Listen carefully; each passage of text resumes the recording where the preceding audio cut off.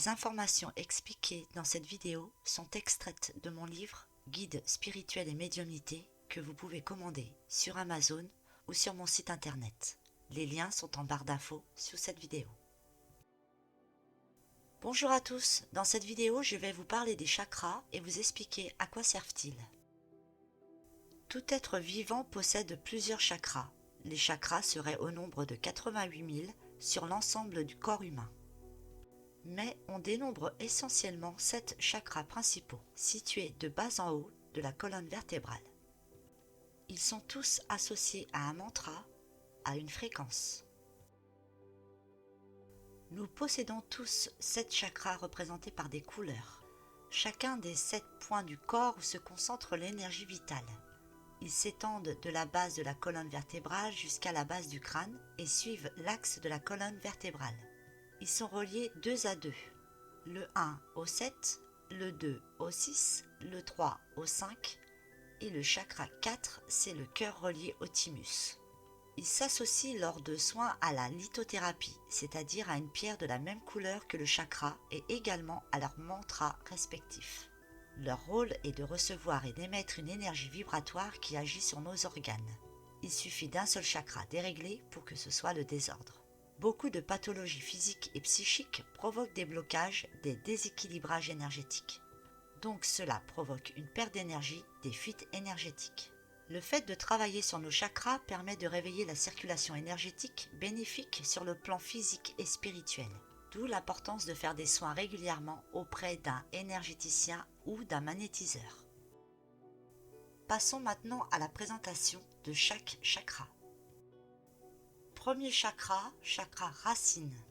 Situé à la base de la colonne vertébrale, c'est le coccyx directement lié à la dimension physique et à la terre. C'est lui qui gère l'énergie, l'instinct de survie et qui porte la potentialité du devenir physique. De lui dépend le comportement de fuite ou d'agressivité. Au niveau du corps physique, il touche les jambes, les pieds, les parties génitales, le sacrum et les reins.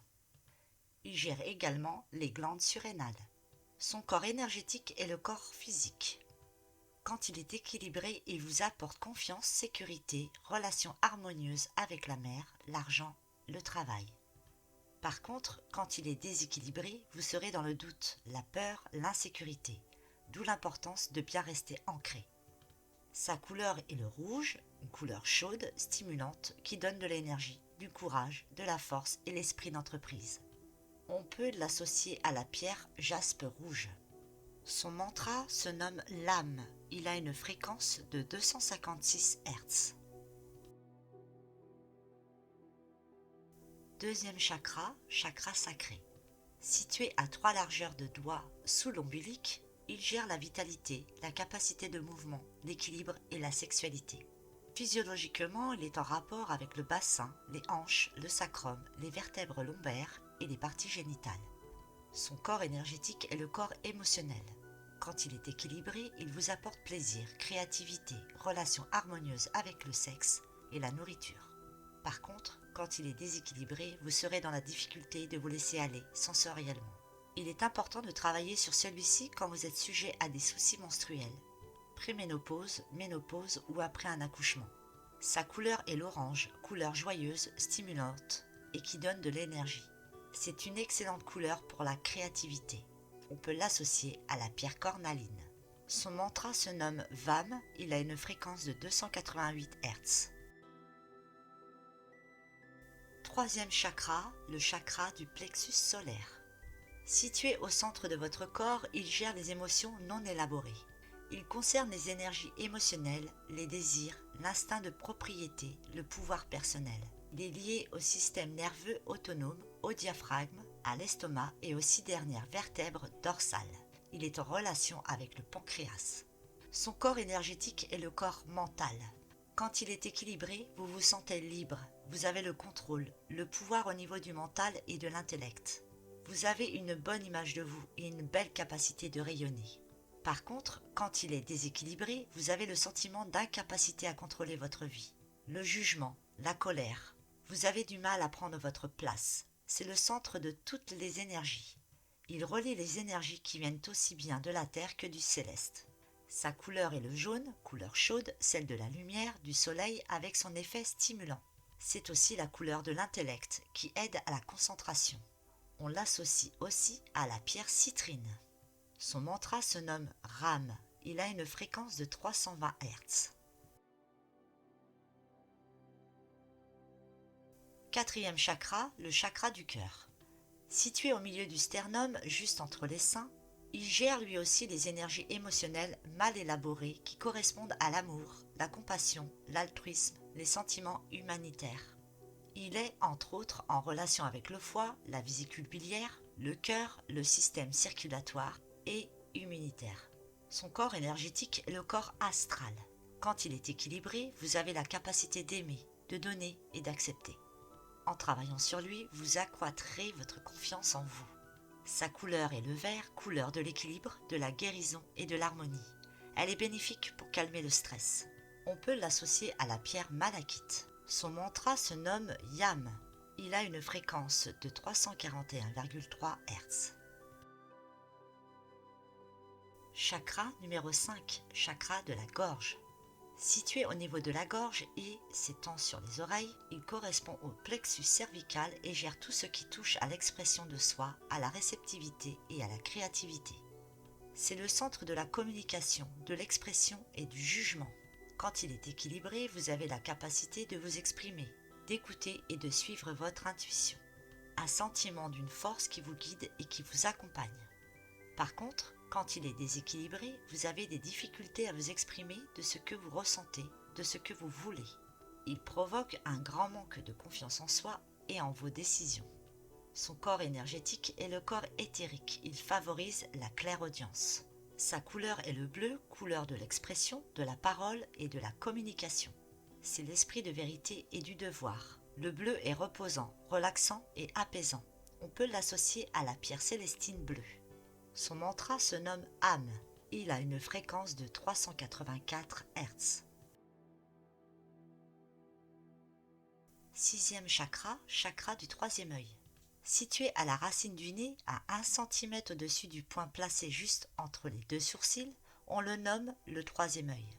Il est rattaché à l'hypophyse. Il correspond à l'intellect, l'intelligence, l'intuition et de la clairvoyance. C'est le centre de l'idéalisme et de l'imaginaire. Ce chakra est en relation avec les oreilles, le nez, le front, la partie postérieure du cerveau, la moelle épinière et l'œil gauche qui signifie la personnalité.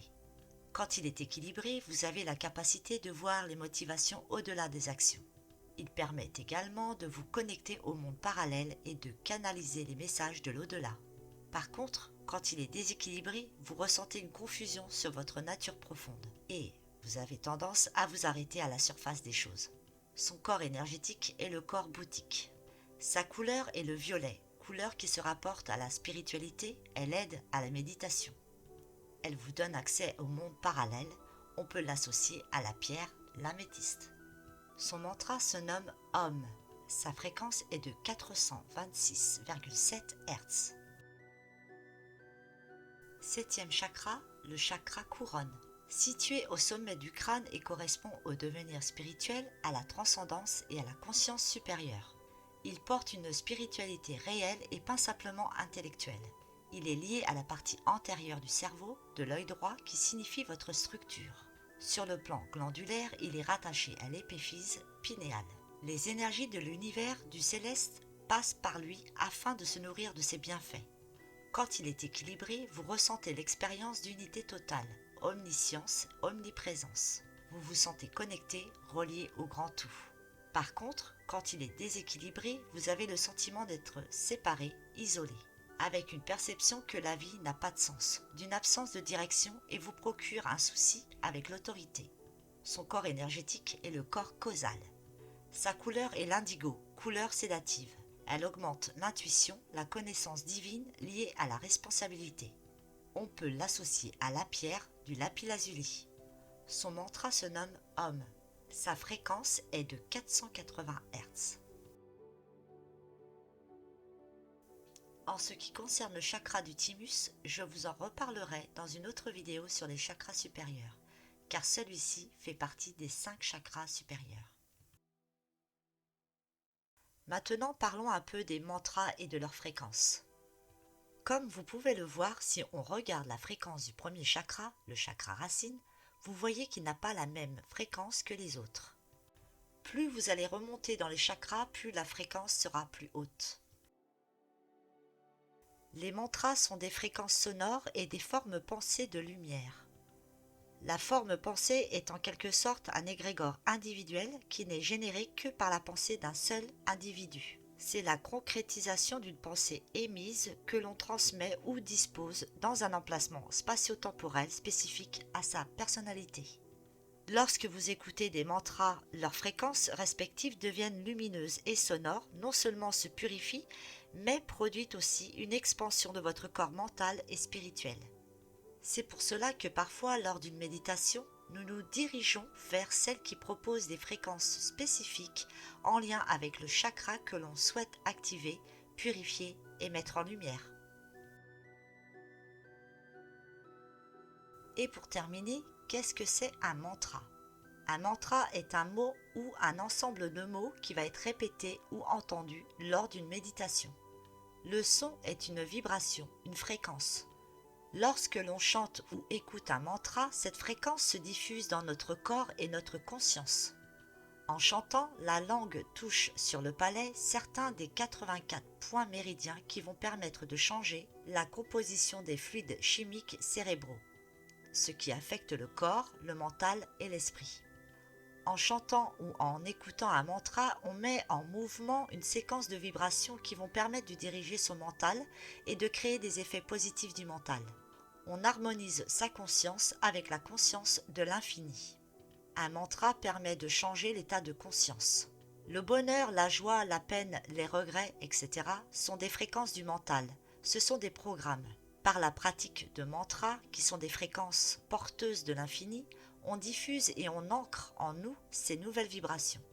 Nous invoquons en nous le pouvoir positif de ces syllabes pour créer de nouvelles habitudes, de nouveaux schémas physiques, émotionnels et mentaux. On éveille l'âme. On clarifie l'esprit pour être en contact avec son vrai soi et agir à partir de là, l'infini. C'est la répétition qui va permettre à l'ego de se relaxer et d'ouvrir ainsi la porte à l'âme. Ces informations ont été extraites du site source-vive.com. Nous sommes arrivés à la fin de cette vidéo, j'espère que celle-ci vous a plu. Si c'est le cas, n'hésitez pas à mettre un j'aime sur cette vidéo et je vous dis à bientôt pour d'autres vidéos.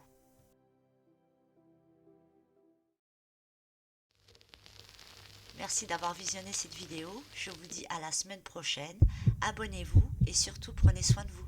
À bientôt.